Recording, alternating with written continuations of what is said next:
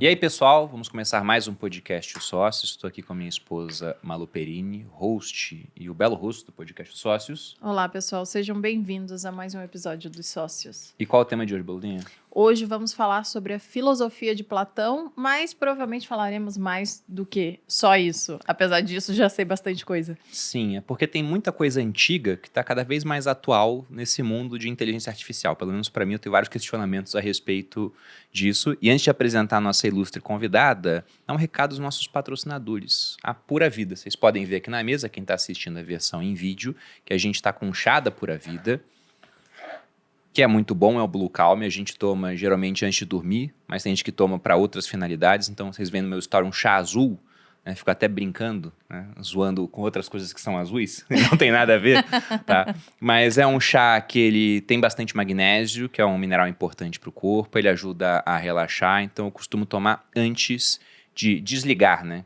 E a Pura Vida tem vários outros suplementos também, e você pode experimentar os suplementos através de um cupom de desconto que nós temos aqui no podcast, por conta da parceria, que é o cupom Sócios Pura Vida. Então, tem um QR Code aparecendo na tela, ômega 3 eu tomo da Pura Vida, creatina eu tomo da Pura Vida, whey protein eu tomo da Pura Vida, vitamina C, vitamina D, própolis, curcumina, o que mais, amor? Meu Deus, tá dando todo Coenzima Q10. o nosso relatório diário É muita de coisa. suplementos. Eu tenho a parceria porque senão eu ficaria pobre. Mentira! Esse é o ponto. Compro tudo lá. E para quem quiser comprar com desconto, Sócios Pura Vida é o nosso cupom.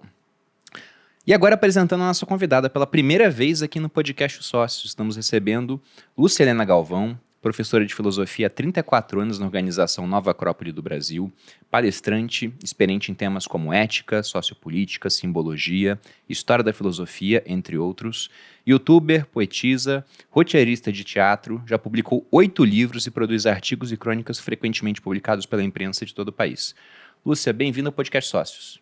Muito obrigada. Satisfação estar aqui. Obrigada pela presença. Você foi um nome muito pedido aqui no podcast.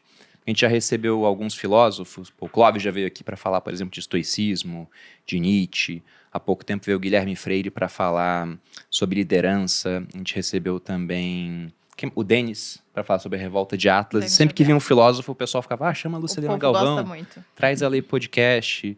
Poxa, é um prazer ter você aqui. Inclusive, tem livros que eu li por influência sua. O Caibalion, eu li depois que eu ouvi uma aula sua. Eu falei, que interessante. E o que eu queria começar a discutir com você aqui é sobre a filosofia do Platão.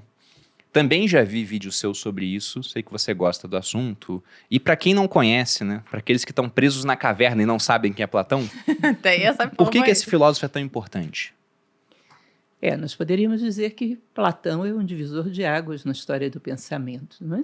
Embora a filosofia precede Platão, nós temos aí os pré-socráticos antes dele, e o próprio Sócrates, mas Platão ele estrutura o pensamento de uma maneira muito interessante e vai dar seguimento a uma estrutura mais, digamos assim, organizada do pensamento filosófico. Ele é autor de uma obra bastante prolífica, né? São vários diálogos que ele deixa para nós, portanto, ele causa um impacto que podemos dizer que quase tudo que veio depois volta a ele, quer para afirmá-lo, quer para negá-lo, mas quase que como se fosse uma necessidade prestar algum tipo de homenagem a Platão, quer para confirmá-lo, quer para negá-lo em toda a filosofia posterior.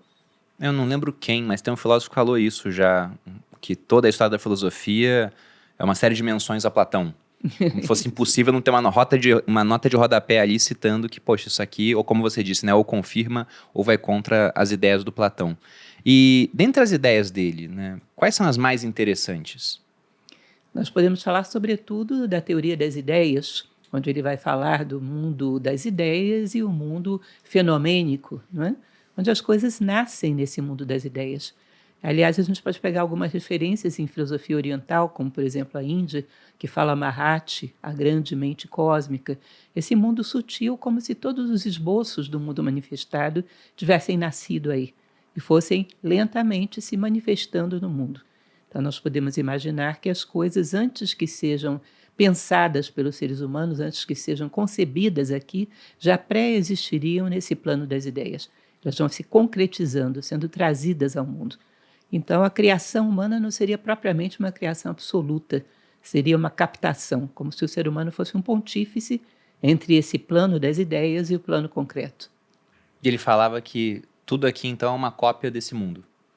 Seria isso? É uma cópia mais ou menos perfeita, né? Quando surgem imperfeições, aí vão haver as correções, que seria um processo de evolução. As correções para que essas imagens estejam mais à semelhança das suas ideias perfeitas que as originaram. E no que o Platão ele difere de quem veio antes dele?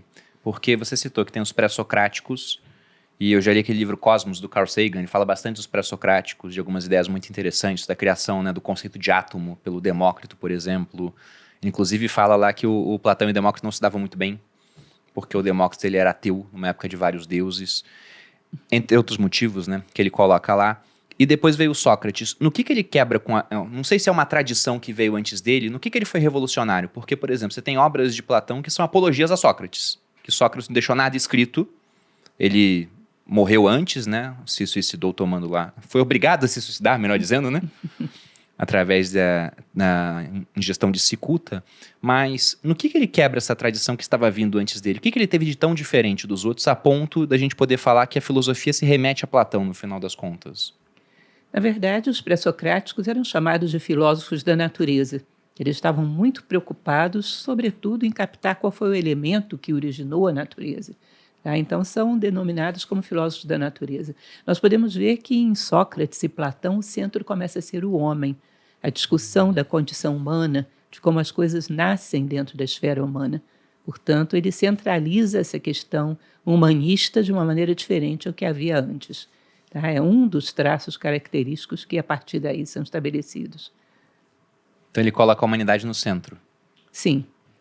Tudo que gira em torno da humanidade, a condição moral, a condição política, tudo é muito estabelecido aí na filosofia socrática e platônica. Através do diálogo, né, procura-se extrair o melhor do ser humano e o que seria a forma ideal de vida do ser humano. O Platão ele tenta organizar a sociedade, não? Ele dá uma ideia do que seria uma sociedade ideal. Ele cria, a partir do diálogo à República, que a gente pode dizer que é o mais importante, o mais relevante, né? Ele cria a ideia de uma sociedade ideal, onde aí ele vai estabelecer uma série de conceitos fundamentais, né? Do que seria o governante numa sociedade ideal, como seria a formação desse governante, quais seriam as virtudes fundamentais a serem desenvolvidas por ele, inclusive fala a respeito de uma sequência de formas de governo, desde a ideal até a mais imperfeita. Ou seja, ele vai desenvolver uma série de mitos nesse diálogo, onde ele vai demonstrar um pouco a respeito de como a sociedade poderia dar certo, por que não dá, concretamente falando, quais são os vícios de que padecemos, como, por exemplo, no mito de Giges, onde ele vai falar do fato de que o homem, em geral, não ama a justiça. Então, é um diálogo muito voltado sobre a vida em sociedade. Você pode contar esse mito do Anel de Giges?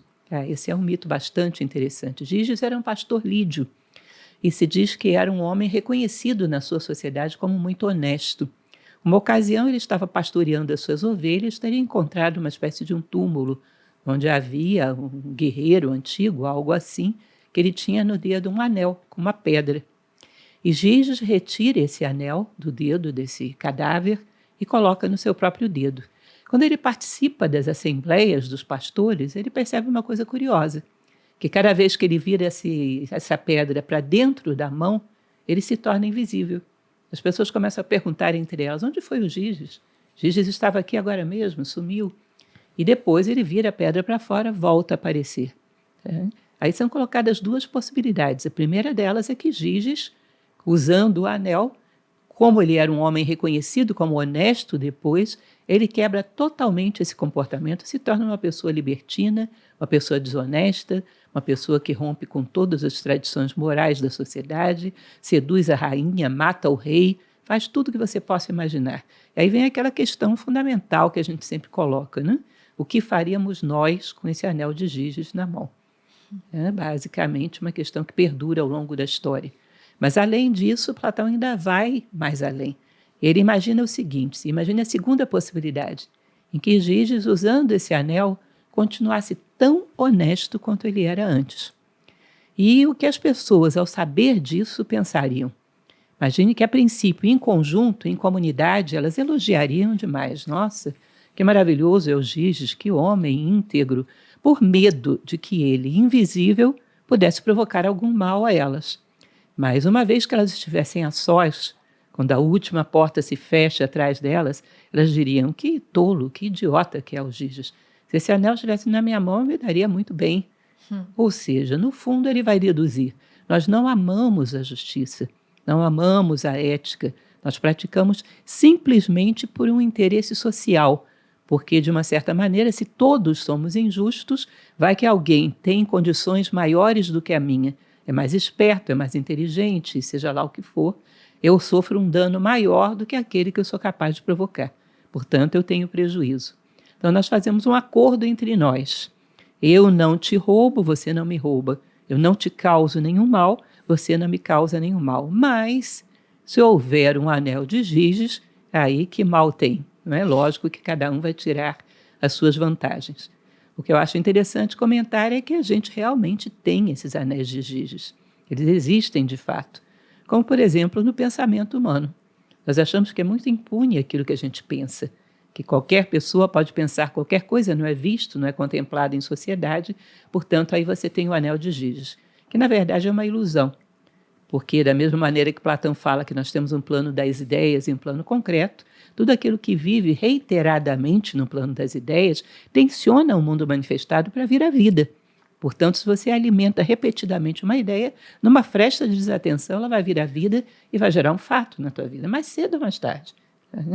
E também um outro anel de Giges que é bastante comum, que a gente pode ver em sociedade, é o poder. Se eu tenho o poder, eu me sinto numa situação onde eu posso fazer o que eu quiser e sou totalmente protegido por esse poder. Não posso receber uma contrapartida à altura. Então, eu me sinto, muitas vezes, muito à vontade, mais do que se poderia, do que se deveria, né? Para manifestar aquilo que eu sou. Daí que muitas vezes se pensou na história que o poder é algo que corrompe, é algo que traz à tona aquilo que o homem tem de pior. Que é uma coisa com a qual eu legitimamente não concordo, não acho que seja assim. Existe uma frase de um escritor brasileiro que eu gosto muito, que eu considero como um filósofo, que é Machado de Assis. Joaquim Maria Machado de Assis tinha reflexões excelentes, e uma das suas frases famosas que ele dizia na Marmota Fluminense, ele dizia o seguinte: é errada a frase que diz que a ocasião faz o ladrão. A ocasião faz o crime, o ladrão já nasce feito. Muito bom. Então, de uma certa maneira, se eu guardo dentro de mim uma intenção de tirar proveito do outro de maneira fácil, o poder vai trazer à tona isso. Vai potencializar essa minha tendência. Agora, se eu trago dentro de mim um pacto com a minha consciência de integridade, de lisura, de honestidade, o poder vai potencializar isso que eu tenho. Ele não vai inventar em mim uma falta de ética. Ele vai simplesmente trazer à tona aquilo que eu tenho. Agora, como muitas vezes a nossa ética, a nossa justiça é mais uma ética de coerção do que de convicção, evidentemente o poder vai potencializar uma tendência a tirar proveito das situações. Mas se eu tivesse dentro de mim uma ética por convicção, logicamente eu continuaria fiel a essa ética. Que é a grande questão, a grande dualidade ética que eu sempre gosto de falar.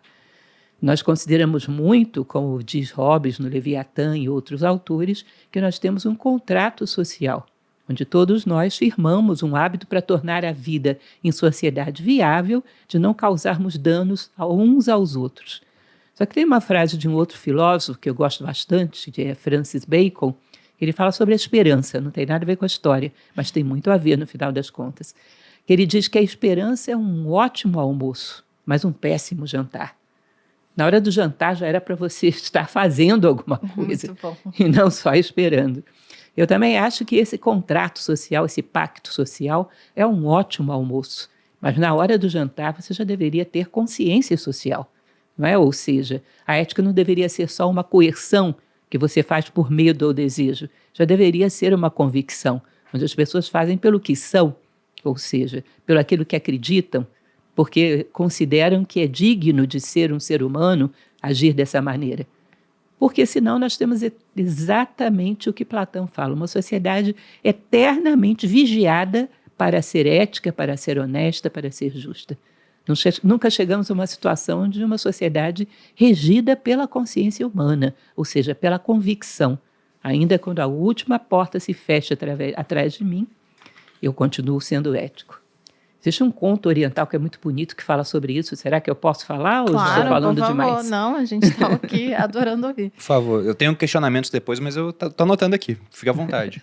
Eu gosto muito dessa história. E nós, em Nova Acrópole, estudamos muito também o pensamento oriental, a filosofia oriental, e ela dialoga muito bem, em várias ocasiões, com a filosofia ocidental. Como dizia o próprio Schopenhauer, né, que era um grande fã de Siddhartha Gautama, o Buda e outras filosofias da Vedanta indiana, né? Existe um conto zen que fala que havia um mosteiro que estava quase desmoronando, já era secular, já era muito antigo. E os monges, muito jovens, chegam para o seu mestre, que estava meditando, e vão conversar com ele sobre esse fato. Mestre, pois não, meus jovens, o que está acontecendo? É porque o mosteiro está quase desmoronando, sabe? A gente precisa fazer alguma coisa, você está vendo? Ele está quase caindo na nossa cabeça. Aí o mestre aproveita dessa situação. Mestre em conto oriental nunca é muito confiável, eles sempre estão querendo submeter os discípulos a alguma prova, né? Ele se aproveita dessa situação para criar uma prova para os discípulos. Ele pensa, olha, fala, é verdade, vocês têm razão. Realmente o mosteiro está quase desmoronando. A gente precisa fazer alguma coisa. Mas acontece que nós somos monges mendicantes, não temos nenhum recurso. De onde a gente vai tirar recursos para comprar o material necessário e reformar esse mosteiro? Ah, tem uma ideia. Existe um povoado que fica aqui perto, vocês sabem? Claro, a gente conhece, vai sempre lá. Pois é, vocês vão lá. Vão e roubem tudo que vocês puderem. Porque assim a gente pega esse material, vai no outro povoado, vende e converte em material para construir o nosso mosteiro. Tá certo? Os jovens se chocam. Como assim, mestre? Roubar? É roubar. É uma necessidade. Nós temos que construir um mosteiro. O que vamos fazer? Vocês roubam. Agora tem uma condição fundamental. Vocês não roubem se alguém os estiver vendo. Se tiver alguém vendo vocês, não roubem, porque é a fama do mosteiro que está em jogo. Uma fama secular. Portanto, só roubem se vocês não estiverem sendo vistos por ninguém. Aí os jovens, meio confusos, né? Mas, enfim, o mestre está mandando um pouco de Maquiavel zen, né? Os fins justificam os meios. Vamos lá, vamos embora. E foram roubar. Quando o mestre se levanta, termina suas meditações e entra no mosteiro, tinha um jovem que tinha ficado lá. Ele acha aquilo estranho, vira para o jovem e pergunta, o que você está fazendo, meu caro? Ele diz, ué, mestre, eu estou fazendo o que o senhor mandou. Como assim fazendo o que eu mandei? Seus colegas tudo foram para a cidade roubar. O que você está fazendo aqui? Ele diz, não, mas não foi isso que o senhor mandou. O senhor mandou que eu não roubasse se estivesse alguém me vendo. E eu estou me vendo o tempo todo. Portanto, não dá para roubar. Eu acho isso muito interessante, muito forte. Estamos permanentemente diante da nossa consciência. Sim. Tá? Se ela não nos vê, não somos propriamente humanos. Quando a consciência nos vê, nós temos a obrigação de sermos dignos da condição humana, em qualquer momento, antes ou depois que a última porta se feche através de nós. Isso nos remeteria a uma outra situação, de sair do pacto social, do contrato social, para a consciência social, para uma condição humana plena, que não tem uma ética, uma moral, uma justiça para inglês ver, mas para si próprio, Sim. voltada para si próprio. Tem uma passagem do Egito, desculpem, eu falo demais, se eu estiver Não, falando por favor, muito. pode A gente falar. trouxe aqui para isso. Tem um livro egípcio que é chamado de Papiro de Har-Har-Machus, onde num determinado momento ele diz o seguinte, o teu nome é o nome do teu Deus gravado sobre o teu escudo. O teu nome é o nome do Deus que conduz a tua barca. Ó barqueiro, por um momento detém o teu remo, volta-te e olha para o remador que conduz, para o passageiro, perdão, que conduz a tua barca. Eu acho muito interessante essa passagem de olhar para o passageiro que está no centro da tua barca, como se fosse um momento que a gente para e olha para dentro de nós mesmos, para a nossa essência, para aquilo que nós somos. Ao descobrir que temos uma essência digna de respeito, algo que não pode ser exposto a ser levado a qualquer lamaçal, nós começamos a agir por respeito próprio, por consciência própria, por consideração própria. E não simplesmente porque estamos sendo vistos externamente. Então, eu acho essa que é uma concepção bastante antiga, né, da moral egípcia, muito interessante. Agimos para nós mesmos e não simplesmente para uma consideração social, que é o que muitas vezes rege o nosso comportamento hoje. Uma opinião, uma consideração social, uma imagem construída. E essa ética da imagem ela é muito frágil. Essa justiça da imagem é muito frágil. Muitas vezes acontece, vocês já devem ter ouvido falar, de uma certa sociedade que tem, num determinado momento, uma grande cidade, sei lá, um blackout, um acidente qualquer. E as pessoas, muitas vezes muito bem vestidas, de uma classe econômica privilegiada, já havia acontecer isso, saem quebrando vitrines e roubando coisas. Por quê? Não estão sendo vistas. Tiveram o anel de Giges dela temporariamente. Tiveram o anel de Giges temporário. E, inclusive, sobre o anel, eu... Pegando essa parte de que, poxa, o poder ele poderia corromper. O que você disse que você discorda, por exemplo. Porque, para quem não entendeu, se você está invisível, você não pode ser julgado pelo que você faz. Você fica inimputável. Né? Você está acima da justiça, digamos assim, do julgamento dos outros. E você falou do anel de Giges que existe na sociedade, que é o poder político, por exemplo. Quem está no topo tem muito poder e acaba podendo mandar em todo mundo e também ficar impune de certas coisas, né? Geralmente um presidente ele só sofre consequências das coisas erradas que ele fez depois que ele deixa de ser presidente. Não durante. A gente pode ver isso aqui na história do Brasil, né? O presidente nunca foi preso no exercício do mandato, foi depois. Ou as ameaças de serem presos todas foram se concretizando, né? Após. E eu também concordo que o poder ele não corrompe a pessoa. Só que, pensando na briga pelo anel, os corrompidos têm vantagem na hora de pegar esse anel, não? Porque vamos imaginar o maior anel de Giges que existe, que é estar no topo da pirâmide política do Brasil. E qual o prêmio dele? Do Brasil, né? Do Brasil. O Tem do maior, mundo, mas eu tô falando ótimo. em âmbito nacional. Qual o prêmio desse anel? É você simplesmente poder governar a vida de quase 220 milhões de pessoas. Tributar 220 milhões de pessoas e falar como é que a gente pode usar esses recursos. Então, como o prêmio é muito grande, a disputa vai ser encarniçada. Vai, entre aspas, valer tudo. Só que tem um cara que é ético, que ele fala, não, isso eu não faço. Roubar eu não faço. Né? Tramar contra os outros eu não faço. Matar eu não faço. Esse cara tem desvantagem contra aquele que fala, não, eu faço tudo isso, basta não ser pego. Se eu não estiver sendo visto, tá tranquilo. Então esse cara ele acaba ascendendo até o poder. Então, será que o anel de Giges não vai estar sempre disponível, no final das contas, para aqueles que são piores? Na verdade, é uma equação um pouco perversa. Eu iria até um pouco antes desse seu raciocínio. Imagine o seguinte, uma sociedade, por que ela precisa de governo? Ela precisa porque, supostamente, as pessoas não têm virtudes suficientes para governarem a si próprias. Porque se todos tivessem uma consciência social, uma consciência humana desperta, respeitariam os direitos uns dos outros, a sociedade seria viável. Então, supostamente, se você tira daí esse governo, ela viraria um caos onde a lei do mais forte imperaria. Então, nós necessitamos de um governo porque não temos virtude suficiente para governar a nós mesmos. Agora, me diz uma coisa, se eu não tenho virtude suficiente para governar a mim mesmo, eu não tenho essa virtude. Como eu vou reconhecer do lado de fora quem tem? Não vou poder reconhecer. Então, suponho que você tenha 2 candidatos. Um que tem essa virtude, uma situação ideal, 50%, né? Um que tem essa virtude, o outro que não tenha.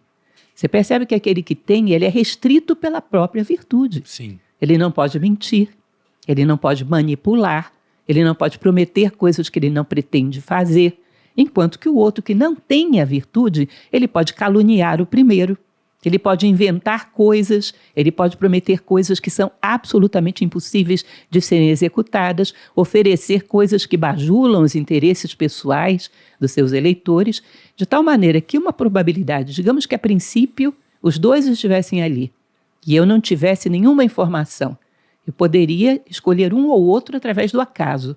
Seria 50% de chance para cada um. Mas a partir do momento que esse pode tudo e esse não pode nada, essa proporção vai se tornar muito ingrata. Quem se identificaria com um homem que diz, olha, se eu assumir, a sua classe social talvez tenha que fazer um sacrifício maior, ter uma tributação um pouco maior para equilibrar o todo. Quem escolheria um homem assim? Em detrimento do outro que diz, você não pagará nada, você será privilegiado. Então, a situação, às vezes, se torna bastante ingrata na prática, não é? Da maneira como nós executamos as coisas, é uma equação um pouco incerta. Bom, e o Platão, já voltando à obra dele, Na organização política da sociedade, ele chegou a comentar que os filósofos deveriam ser governantes, ou os governantes serem filósofos. Você acha que com isso ele tentava resolver esse problema dos piores estarem governando? Ele queria colocar alguém bom lá, porque ele achava que assim a sociedade poderia funcionar melhor? Sim, eu imagino, claro que não podemos saber, mas eu imagino um silogismo dentro da cabeça de Platão. Porque, na verdade, quando você cria a sociedade, partindo do raciocínio da República, você cria uma sociedade onde cada um faz tudo aquilo que necessita para a sua sobrevivência. Depois de algum tempo fazendo isso, as pessoas começam a perceber que um tem mais natureza para, sei lá, construir casas. Ele constrói casas maravilhosamente bem, mas a sua roupa ele faz muito mal. O outro tem natureza para curtir o couro, fazer roupas de uma maneira muito boa, mas ele é péssimo construtor de casas. E assim sucessivamente. Num determinado momento, as pessoas chegariam a um acordo de que aquele que constrói casas poderia apenas construir casas para todos, e todos teriam as melhores casas.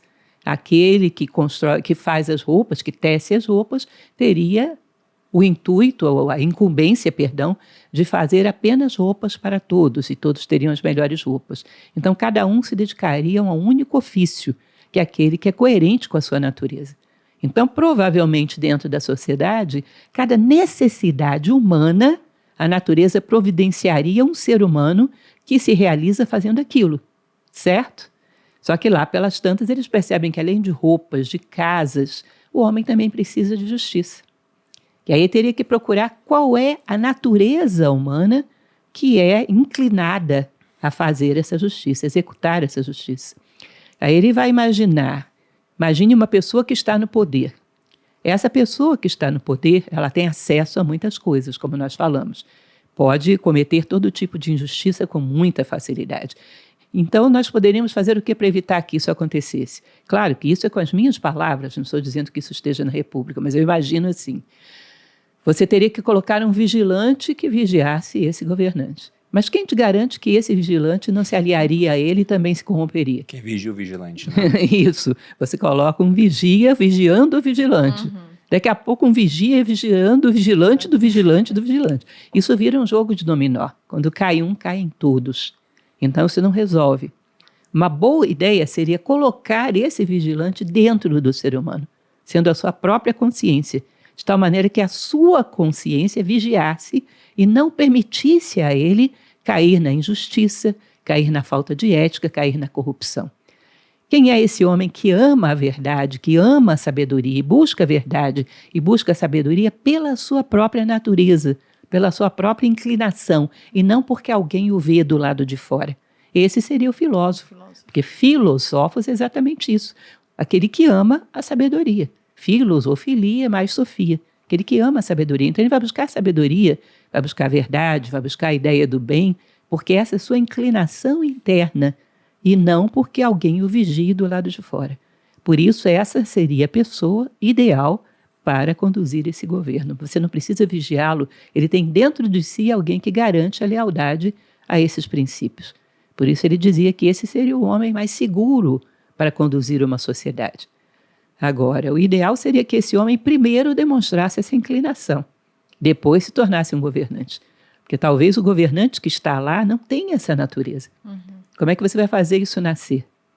Existe uma passagem que eu gosto muito que se cita do anedotário sobre a vida de Sócrates, né, sobretudo em Xenofonte, que num determinado momento as pessoas teriam perguntado a Sócrates: Sócrates, você é tão bom, fala tão bem, convence tantas pessoas, é tão bom filósofo, por que a gente não vai lá, não pega os 30 tiranos de Atenas e você fala para eles todos, até o momento em que todos se convertam em filósofos? Uhum. E Sócrates teria dito: olha, minha mãe, Fenarete, era uma parteira, e era uma excelente parteira, mas tem uma coisa que ela jamais seria capaz de fazer, que era dar à luz a uma mulher que não estivesse grávida. Entende? Ou seja, se você não está grávido da filosofia, do amor à sabedoria, não sou eu que vou poder fazer o teu parto, por muito que eu seja um excelente parteiro, porque Sócrates dizia que ele era exatamente isso, né? Um parteiro de almas. Por muito que você seja muito bom parteiro, se essa pessoa não está grávida da filosofia, ou seja, ansiosa pela busca da sabedoria, não há nada que se possa fazer. Eu me recordo que foi uma das coisas mais indicativas que aconteceu comigo, eu era muito jovem ainda, uma coisa simples, mas que me marcou muito. Uma ocasião eu sonhei que eu estava grávida e a criança queria nascer e eu não queria deixar. Aquilo foi uma sensação tão terrível. Eu abraçava a minha barriga e não queria deixar aquela criança nascer de jeito nenhum. E eu fiquei com aquela sensação, depois fui pensando, o que será que está dentro de mim que quer nascer? E eu estou provocando tanta dor porque não deixo isso nascer. Eu era muito jovem e nunca me esqueci dessa sensação. Eu comecei a pensar, cada vez que eu tinha dores muito intensas na vida, o que é que estava querendo nascer e não nascia, e o que eu não deixava nascer. E até hoje eu guardo essa impressão de que muitas vezes numa sociedade como a nossa, que prima por casos numerosos de depressão, ansiedade e outras coisas do tipo, cada vez mais, sobretudo em jovens, se isso não será as dores de um parto que a gente não deixa acontecer, sabe? De alguma coisa querendo nascer e a gente não deixa. Algo criado pela mente, provavelmente, né? Porque todos os paliativos sociais que a gente cria para isso não resolvem. São simplesmente rotas de fuga. E a dor se avoluma cada vez mais. Se isso não é algo que esteja dentro de nós querendo nascer e a gente não dá espaço ou não vê essa possibilidade delineada na nossa cultura atual. Uma pergunta agora sobre essa ideia do Platão de que nós temos esses mundos diferentes, né? Um mundo onde você tem a parte sensível e a parte das ideias. E de que as coisas aqui seriam cópias imperfeitas de um mundo melhor do que o nosso. Ele acreditava realmente nesse outro mundo ou era uma coisa abstrata? Ou ele acreditava, como por exemplo, eu já vi uma vez um autor falando que o cristianismo é o platonismo para as massas. Porque fala, olha, tem esse mundo aqui, tem um mundo melhor, tem um paraíso para onde você pode ir depois. Era uma ideia abstrata ou ele falava, não, há um outro mundo, há uma outra dimensão? Olha, é muito difícil saber exatamente o que ele pensava, mas a mim me parece que ele acreditava nesse plano das ideias. Agora, é lógico, depois Santo Agostinho faz uma adaptação disso para o plano espiritual, para o céu cristão, mas a intenção de Platão talvez não tivesse absolutamente nada a ver com isso. Você vai ver que em muitas tradições orientais fala-se também dessa mente cósmica, sem ter muito a ver com um plano espiritual ou um céu cristão ou qualquer coisa desse tipo. Simplesmente como um esboço no plano das ideias daquilo que existirá no mundo, a imagem e semelhança do que acontece com o homem.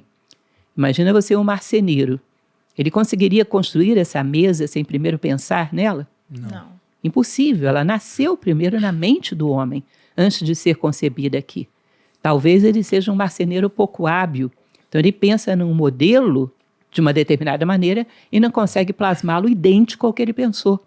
Então ele vai ter todo um trabalho de melhorar essa sua obra. Essa mesa ele vai constantemente melhorando até que se aproxime da ideia que ele gerou. Isso é uma correção, né? Isso é um processo evolutivo. Então isso acontece no ser humano. Então é muito provável que essa ideia seja projetada a nível de macro, porque o próprio Platão fala sobre isso, que nós somos um microcosmo inserido dentro do macrocosmo. Então essa ideia pode ser projetada a nível de macro. Talvez da mesma maneira que as criações humanas nascem na mente humana, as criações do universo nascem numa mente do universo, num plano das ideias. Que daí se manifestem aqui, que não é muito diferente do que você vê na ideia da Mahatma indiana.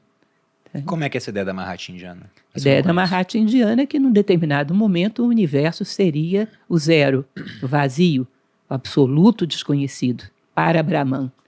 Num determinado momento, esse universo, que ele tem um ponto latente dentro de si, esse ponto se manifesta, gera como aquilo que no Ocidente a gente chama de demiurgo, que já seria o construtor, o um, o Brahman, aquele que começa a construir o universo. Esse Brahman, num primeiro momento, ele vai emanar, então viemos do zero para o um, ele vai emanar o dois, que é a dualidade primordial, que é Purusha e Prakriti, o espírito e a matéria. Esse espírito e matéria, como substâncias primordiais, não tem absolutamente nenhuma forma. E aí, a partir daí, você criaria, do 2, criaria o 3, que você teria o espírito, a matéria e a forma, que seria essa forma, a mente cósmica, onde nascem todas as ideias que terão, depois, manifestações ao longo do andamento do universo. Então, um pouco de espírito e um pouco de matéria, combinados com essa forma, formam os seres da manifestação. Sempre um casamento de espírito, matéria e forma. Seria a receita de todos os seres da manifestação. Tudo seria composto dessas 3 coisas. Tá? Daí que eles diziam que provavelmente não existe morte. Porque espírito, por definição, não morre. Tá? Senão não é espírito. Ele é, por definição, uma coisa que perdura. A matéria, como depois o Ocidente veio a discutir, né, lei de Lavoisier e tudo mais, ela não morre, ela se transforma. Então, a matéria que compõe essa mesa deve estar aí no universo compondo várias coisas há eras. E a forma também não. Imagine você que eu peça para você destruir um retângulo. Como é que você vai fazer isso? Quando você sair lá fora, vai ter um menino com um caderno. Você vai encontrar 1000 coisas retangulares. Ela volta para o plano das ideias. O que vai acontecer é um divórcio entre esse punhado de espírito, esse punhado de matéria e essa forma específica. Depois eles vão, esse punhado de espírito, com outro punhado de matéria, encarnar em outra forma. Daí é a base da ideia reencarnacionista da tradição vedantina. Tá? Ou seja, que você trabalha com entes indestrutíveis, que eles se combinam novamente para outras formações, ao longo da história do universo. Até que todas as coisas voltam a se fundir na unidade e voltam ao zero, que é o absoluto. Que aí você tem os pralayas, né? Os manvantaras e os pralayas. Eu conheço muito pouco dessa parte de filosofia hinduísta, mas o que eu acho interessante lá é a visão temporal que eles têm. Porque uma grande discussão que eu tenho com amigos meus que são católicos, principalmente, né? Uma discussão no bom sentido, porque ninguém fica exaltado com isso. É uma conversa. Eles falam assim, poxa, né? Eu acredito em Deus, eu acho que tem um princípio, eu só não sei como é que esse Deus gostaria de ser adorado, ou sequer, ou se ele está ligando pra gente, assim. Porque, na minha concepção, pegando a história, o tempo, antes do hoje, você tem um ontem, se você volta mais um pouco, tem um anteontem, e vai voltando até que um dia você vai chegar a um início, né? As coisas têm um início. E aí já recebi um filósofo aqui que falou, olha, mas do nada não pode surgir alguma coisa, né? Aí ele remetendo aquela discussão entre Heráclito e Parmênides, ele falou, não, então as coisas são o que são e qualquer mudança é por ilusão ou tudo é mudança. Mas nessa discussão eu falava, você tem um início, então Deus para mim foi esse gatilho inicial. E aí quando falam do céu, por exemplo, do paraíso, e falam, ó, você tá nessa vida, e se a gente for pensar que, poxa, para essa vida tão curta, depois há uma eternidade, então tudo que é de mais importante é pensar na morte, né? Como diria lá o Dumas, ele coloca no Conde de Monte Cristo que a vida nada mais é do que uma pausa na antessala da morte, que seria o que importa. E, poxa, a gente vive aqui durante 100 anos e depois pode ir para um paraíso ou para um tormento eterno. Aí eu falava, mas isso para mim não faz sentido deles. Como assim não faz sentido? Eu falei, cara, pensa no para sempre deles. Tá bom, tô pensando. Então, sabe bilhões de anos? Não é nada comparado ao para sempre, porque o para sempre é eterno. Então você vai pegar uma pessoa que aqui se comportou mal, por exemplo, durante 100 anos... e vai condenar a um tormento eterno? É numa analogia, e puxando para baixo, né? É pegar uma criança que mordeu o amigo na hora do recreio e falar, você, prisão perpétua. Sendo que foi só uma mordida na hora do recreio. Mas é pior ainda, porque não é prisão perpétua, é para sempre. Prisão perpétua acaba quando você morre aqui, para sempre nunca vai acabar. Então, a gente ficava tendo essa discussão. Eu falava, não tem uma visão de tempo. Poxa, porque o que é o para sempre? E aí, falando com um amigo que entende mais sobre essa parte de hinduísmo, ele falou, para os hindus, você tem ciclos de expansão e retração do universo que duram bilhões de anos. Eu falei, caramba. Então eles têm ideias de bilhões de anos e que as coisas são cíclicas. Com certeza. Eu achei aquilo interessante. É um movimento de expansão e recolhimento. E ainda colocaria uma outra coisa em relação ao seu exemplo da criança que morde a outra. Se ela não morde por medo de um inferno, o mérito moral disso é nenhum. O mérito moral disso é nenhum. E a concepção de tempo é muito interessante, que a Índia tem... Perdão. E a gente poderia puxar um pouco como exemplo para entender melhor as ideias de Parmênides. Imagine que nós estivéssemos nessa sala e ela estivesse totalmente escura. Ninguém enxerga nada. Aí eu chego com uma lanterna. Primeiro ilumino você. Eu posso dizer momento 1, você chegou. Aí eu estendo o foco da minha lanterna e pego ela. Momento 2, ela chegou. E assim vou estendendo, chega a ele, vou criando a ideia de momentos. Se eu não fizesse nada disso, eu ao invés de trazer a lanterna, eu apertasse o interruptor, eu não veria que todos vocês estão aqui o tempo todo? Portanto, o processo que gera o tempo nada mais é do que a minha expansão da minha consciência sobre o desconhecido. A ilusão do tempo é a expansão da consciência sobre aquilo que você ainda não conhece. Portanto, se um menino ele age por alguma coisa, deixa de fazer ou faz alguma coisa por simples medo, a expansão de consciência que houve aí foi nenhuma. Portanto, não existiu tempo para ele. A gente poderia pegar até um pouco do mundo grego para entender isso. Se você pega os deuses do Olimpo, você vai ter primeiro lá o Uranus, o Caos, aí chega um determinado momento o Cronos. Cronos, evidentemente, é o tempo. E depois de Cronos vem a superação de Cronos, que é o deus do Olimpo, é Zeus. O Limpos, de Elimbos, daquilo que emana do limbo, né? Daquilo que se eleva. Tá? Então, Cronos é um tempo real. O que é tempo real? Não é um tempo de relógio. Imagine que você chega e encontre um amigo hoje na rua. Aí você faz mais ou menos um retrato psicológico dessa pessoa. Tem tais virtudes, tem tais limitações, tem tais dificuldades. Aí, sei lá, ele vai para o exterior, você passa 20 anos sem vê-lo. Quando você volta a encontrar ele, ele sofreu todo o processo de envelhecimento biológico. Mas, moralmente, psicologicamente, é exatamente a mesma pessoa. Com as mesmas limitações, com os mesmos erros, com as mesmas virtudes. Não existiu tempo real para essa pessoa. Ela não entrou em Cronos. Ela ainda está lá num caos primordial. Ou em Uranus, que é um mundo de potencialidades ainda não realizada. Então tempo você acha de que essa pessoa não Cronos, mudou? ela não entrou no tempo real. O tempo real se mede por avanços em direção ao Olimpo, ou seja, a plenitude da condição humana, a um propósito humano, a um ideal. Ela não viveu um tempo real. Tá? Então, essa questão do tempo tem várias discussões que a gente poderia ter sobre ela. Para essas concepções, o tempo real é expansão de consciência. É avanço em direção àquilo que nós consideraríamos como um ideal humano. Fora isso, não existe tempo. Então, o tempo pode ser abordado de muitas formas diferentes. A gente aqui mede tempo em função de espaço. Uma volta da Terra sobre si mesma é um dia. Uma volta da Terra sobre o Sol é um ano. Então, a discussão do que é o tempo também é muito ampla. E pegando um ponto, e aqui já vou misturar algumas ideias, né? Porque, como eu disse, eu li o Kybalion por influência sua. E tem uma coisa, eu li há pouco tempo esse livro, que eu falei, caramba, como isso bate com as ideias que a gente está vendo hoje. Que é aquele primeiro dos 7 princípios herméticos, que fala sobre mentalismo, que o todo é mental. E nessa época que eu li, tava naquela vibe de metaverso, né? Poxa, agora a gente vai criar um mundo onde os arquitetos desse mundo vão ter muito mais poder que qualquer governante que a gente teve aqui. Porque o que ele escreve, né? No começo era o verbo, ele cria a realidade que ele quer lá dentro. E vendo isso eu falei, caramba, isso não vai ser um outro mundo, uma outra dimensão? Aí lembrei desse conceito do Platão, desses 2 mundos, né, o sensível e o inteligível, eles estão criando um mundo novo lá dentro. Eu falei, será que o nosso universo não foi um mundo criado através disso? Simplesmente um grande programador do universo criou nossa realidade, criou as leis da física, que a gente só descobre como funcionam. E lá no Kybalion tem também que todos os paradoxos podem ser reconciliados.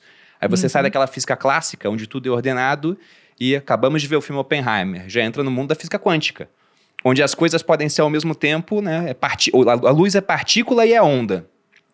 E você pode ter infinitas trajetórias, até que um observador olha para aquilo. Aí uma trajetória tem que ser escolhida. Não parece que as ideias antigas estão cada vez mais em voga hoje em dia, por conta disso, dessa evolução que a gente tem em termos tecnológicos? É claro que nós vamos trazendo de uma certa maneira e numa certa medida as ideias para um campo prático, ou seja, dentro daquilo que você chama de tecnologia. Mas tem um exemplo que eu sempre gosto de dar, que é, existem 2 caminhos, 2 ramos da evolução, que é a evolução das coisas que o homem cria e da evolução do homem propriamente dito. Então, se você pega um homem que estava lá em Roma conduzindo uma biga, e um homem que hoje conduz um avião a jato, você pode dizer que evoluiu a máquina. Você poderia me garantir que evoluiu o homem da mesma maneira? Talvez não. Você pode me garantir que talvez esse aqui da biga não seja mais fraterno? Não seja uma pessoa que saiba respeitar melhor o direito do outro? Que tenha um nível de compaixão pelo outro? Talvez tenha. Talvez seja maior. Então, se você considera que a passagem disso para isso cresceu a máquina e não cresceu o homem, isso é muito perigoso, porque é como se fosse um bebê com uma faca afiada na mão. Ele pode causar prejuízo para muita gente, começando por ele mesmo. Tá? Então, nós temos essa trajetória que é complexa. É uma primeira coisa que eu gostaria de colocar. A evolução da máquina não acompanha a evolução do ser humano. Uma outra coisa que eu gostaria de colocar em relação a esse teu argumento é o seguinte... Eu posso só pegar Pode, claro. um gancho nessa sua ideia? Porque eu também já vi você falando uma vez uma frase que eu até anotei, eu tenho um bloco de notas com 1 milhão de frases lá. E você estava falando que é preciso ter cuidado ao dar a informação antes de dar a formação ao homem. Isso. Que é exatamente isso. E há pouco tempo eu tive contato com as ideias de um autor chamado Ray Kurzweil, e ele colocou uma analogia que eu achei simplesmente brilhante sobre evolução tecnológica e falta de evolução moral. Porque ele falava, olha, daqui a pouco a humanidade vai estar tão avançada que um estudante do primeiro semestre de biologia vai poder criar um vírus na faculdade. E quais são as implicações disso para o mundo? Porque ele fala que o mundo é como se fosse uma grande piscina onde você tem 8 bilhões de pessoas com combustível até a cintura. E lá atrás, ninguém tinha um isqueiro para acender esse combustível, porque os conflitos eram locais. Aí veio o Oppenheimer e criou a bomba atômica. Ele e todo mundo que participou, né, as brilhantes cabeças do Projeto Manhattan. Aí você passa a ter um isqueiro na mão de uma pessoa, mas depois os russos têm a tecnologia. São 2 isqueiros. Aí a Coreia do Norte tem. Aí Israel tem. Os ingleses, os franceses. Então tem alguns isqueiros pelo mundo. Daqui a pouco a evolução tecnológica tem um isqueiro na mão de cada pessoa. Qual é a chance de alguém não derrubar esse isqueiro no líquido inflamável? Daí ele fala, por isso que talvez o destino de uma civilização tecnologicamente avançada seja a destruição. Porque a gente fica muito poderoso sem ter uma formação moral para controlar esse poder. Ou isso, ou a gente começa a ter um certo critério moral para dar o poder, para dar o conhecimento. Uhum. Passaríamos a ter uma espécie de vestibular moral, porque conhecimento é poder. Você vai perceber, se você pega escolas antigas de filosofia, como o Museu Pitagórico, a Academia de Platão, Liceu Aristotélico, sobretudo em Pitágoras fala sobre isso, que o critério para entrar na sua escola era um critério moral, era uma série de provas que eram executadas para que essa pessoa demonstrasse o nível moral que tinha, o nível de convicção, o nível de firmeza moral. Conta-se, né, mais uma vez, todo o anedotário que é criado em relação ao que acontecia em Crotona, que uma pessoa, num determinado momento, era perguntado algo que ela não tinha nenhuma condição de saber a resposta. E eles colocavam esses pretendentes a entrar dentro da escola, diante deles todos os alunos mais avançados, que eram os matematicoi, né? Os novos eram os acusmaticoi e os outros matematicoi. Então, o candidato, o noviço, tinha que dar uma resposta diante de todos os candidatos que já estavam lá. Perdão, candidatos não, todos os alunos que já estavam lá. Perguntavam para ele uma coisa que ele não teria condições de saber. E a ideia é que ele dissesse, não sei. Uhum. Qualquer coisa que ele inventasse, ele estava reprovado. Agora, quando ele dizia não sei, toda a galerinha que estava ali, né, assistindo estava ensaiada para debochar dele, ao máximo que pudesse, fazer com que ele se sentisse ridículo. E depois voltavam a perguntar. Ele tinha que reafirmar, não sei. Esse tipo de prova e outras desse tipo, se diz que Pitágoras era muito hábil em gerar. Ou seja, exigia um vestibular moral, uma base moral para dar o conhecimento. Você vai ver que os patifes da história, se não tivessem tido acesso ao conhecimento, teriam sido muito menos destrutivos. Dizem que a oratória de um Adolf Hitler era arrasadora. A capacidade de convencimento que ele tinha era enorme. Se não tivesse, o prejuízo à história seria muito menor. Existe uma responsabilidade social quando colocamos informação na mão de um psicopata, por exemplo, como Adolf Hitler. Então, a gente teria que, talvez, para evitar essa explosão que o escritor que você citou fala, ter um sistema de educação bem diferenciado, para ver a base moral que se tem para aportar o conhecimento, sobretudo quando se entra numa determinada escala, que já não é mais um uso prático cotidiano, mas um uso que envolve riscos para toda a humanidade. Tá? Mas eu acho que aí teríamos também problemas a partir da sociedade de hoje, inclusiva, onde as pessoas achariam isso absurdo. Não, o problema que me veio na cabeça é Como quem vai você- decidir o quem vai critério decidir. moral. Exato. É. Pra Quem dar vai acesso. colocar o guiso Quer no dizer, pescoço então, do gato? Você é Exato. mais moral do que eu. Evidente. Você tem mais moral do que eu para decidir se eu tenho moral suficiente, né? É mais Mas complexo. a gente já tem esse critério, né? A sociedade não teria como discutir isso, porque ela já usa esse critério. Alguém te pede dinheiro emprestado, você não vai ver o quanto ele é moral? Para ver se empresta ou não? Sim. A gente já usa esse critério. Vou deixar ficar dentro da minha casa, eu não vou ver se a pessoa é honesta? A gente já usa esse critério. Isso aí não tem muito como incluir um ladrão dentro da minha casa. ou emprestar dinheiro para um desonesto convicto. A gente já faz isso. Agora, realmente, quem vai fazer esse critério é que teria que ser um processo complexo, né, de testar uma pessoa que tivesse convicção para isso, ser testado por alguém que não tivesse essa convicção. Ou seja, o motor imóvel, como dizia Aristóteles, o pontapé inicial para gerar um processo desse, que é um processo lento de construção, para a gente chegar até aí.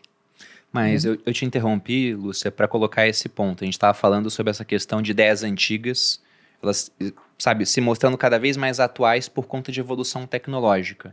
Até para voltar a dar o raciocínio para isso, vou te citar um caso, que é aquele paradoxo do navio de Teseu, da antiguidade, muito discutido pelos filósofos lá atrás, que era uma história do navio, do herói Teseu, um herói ateniense que matou o Minotauro em Creta, e esse navio, a vela estava ficando velha, trocava por uma nova. O mastro estava ruim, trocava o mastro por um novo. Os remos estavam ficando apodrecidos, você trocava os remos por um novo. Daqui a pouco você tinha um navio que, como foi todo sendo trocado, era totalmente novo.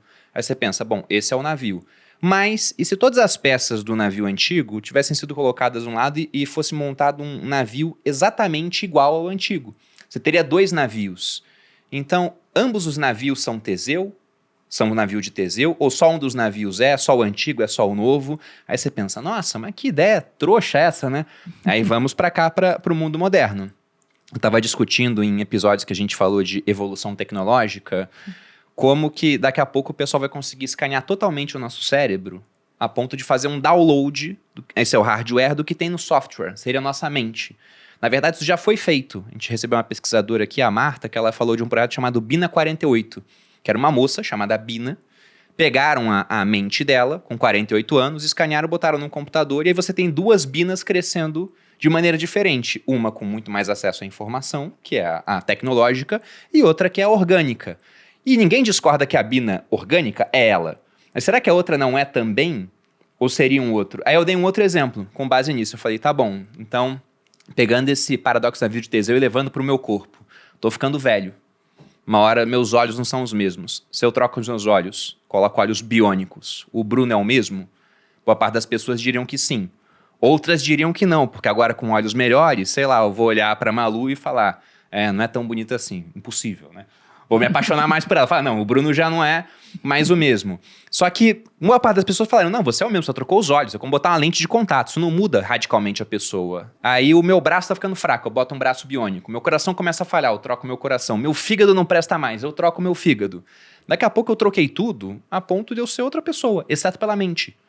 Aí o questionamento que fica, Bruno é o mesmo? Alguns diriam que sim. Tá, e se eu tiro a minha mente, com evolução tecnológica, e passo para um outro invólucro, coloco num computador ou até para um outro corpo. O Bruno é o mesmo?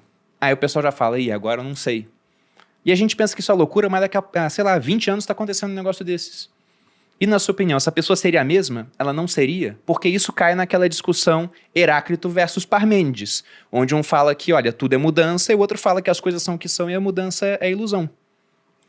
Ambas as situações são verdadeiras, né? Se você considera do que cada um está falando. Sim. Mas não precisaria ir tão longe. Imaginar um robô montado de maneira semelhante ao que eu sou. Basta você observar o próprio processo natural. Tenta lembrar uma situação que aconteceu na tua vida, sei lá, mais remota que você possa imaginar. Sei lá, eu tinha 4 anos, caí, arranhei o joelho. Aí imagina uma situação na tua, sei lá, início da juventude, final da adolescência. Imagina uma situação que aconteceu ontem, hoje, bem recente. Se você imaginar um homem composto basicamente de 4 elementos, que é um processo mental, emocional, a energia que percorre todo esse sistema e o próprio hardware, né, que é o corpo físico. Se você considera essas 4 coisas, nesses 3 momentos, você era o mesmo? O teu corpo é idêntico? Não. A energia que percorre esse corpo é a mesma? Óbvio que não. A criança corre tanto em volta de uma mesa que a gente fica cansado só de olhar, não é isso? A energia não é a mesma. As emoções são as mesmas? Você sente o mundo da mesma maneira? Não. E você pensa da mesma maneira? A lógica com que você vê a vida, os desejos que você tem, as aspirações são os mesmos? Não, então posso dizer, essa criança que ralou o joelho não era você. Você viu isso na televisão. Isso é uma ilusão. Você não é esse. Aí você vai brigar comigo, claro que é. Eu ainda tenho ursinho de pelúcia que eu ganhei lá nesse dia, tenho até hoje. Então, eu vou ter que dizer para você, então, algo permaneceu. O que foi?